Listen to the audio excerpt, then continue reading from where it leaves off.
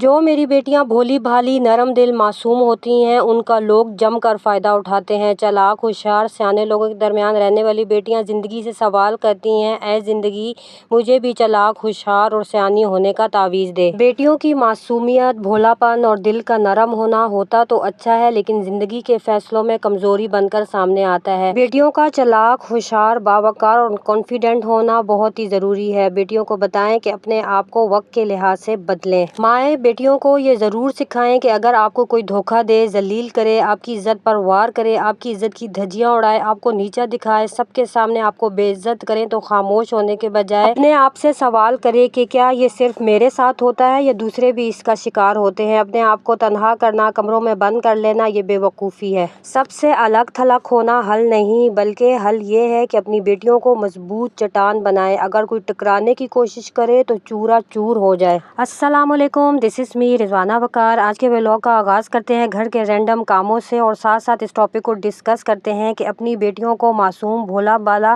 یا تتلی بن کر اڑنے کے بجائے شہد کی مکھی بنائیں جس میں مٹھاس بھی ہو اور ڈنگ بھی۔ بیٹیوں کی زندگی کا اصل امتحان سسرال میں شروع ہوتا ہے۔ جب ان کا واسطہ اپنے شوہر یا سسرال والوں سے ہوتا ہے تو بیٹیوں کو سکھائیں کہ بھولا پن چھوڑیں اور چالاک ہوشیار بنیں۔ بیٹیوں کو بتائیں کہ اپنی سیلف رسپیکٹ صفحہ اول پر رکھیں، دوسروں کی خدمت پر اپنے آپ کو ذلیل خوار نہ کریں، اتنا کام کریں جتنا وہ کام کر سکتی ہے۔ ہر کسی کے آگے پیچھے گھومنا، ان کے ناز نخرے اٹھانا آپ پر فرض نہیں۔ میری معصوم بھولی بھالی بیٹیاں یہی تو کرتی ہیں، سب کو خوش رکھنے کے چکر میں اپنے آپ کو برباد کر دیتی ہیں، نہ اپنی سیلف گرومنگ کا خیال رکھتی ہیں نہ اپنی صحت کا، بس دوسروں کے ناشتے کھانے اور ان کی خوشیوں کا خیال رکھتی ہیں۔ شادی کے 15 سے 20 سال بعد دوسروں کو خوش رکھنے کے چکر میں اگر وہ بیٹی غلطی سے آئینہ دیکھ بیٹھتی ہے تو اسے لڑکی نظر نہیں آتی بلکہ ایک بڈھی مائی نظر آتی ہے۔ یاد رکھیں کہ اچھے اعمال کی قیمت بھی چکانی پڑ جاتی ہے، ضروری نہیں کہ برے کام کا برا صلہ ملے، کبھی کبھار اچھے اعمال بھی گلے پڑ جاتے ہیں۔ میرا یہاں کہنے کا مقصد یہ نہیں کہ آپ گھر کے کام کاج چھوڑ دیں،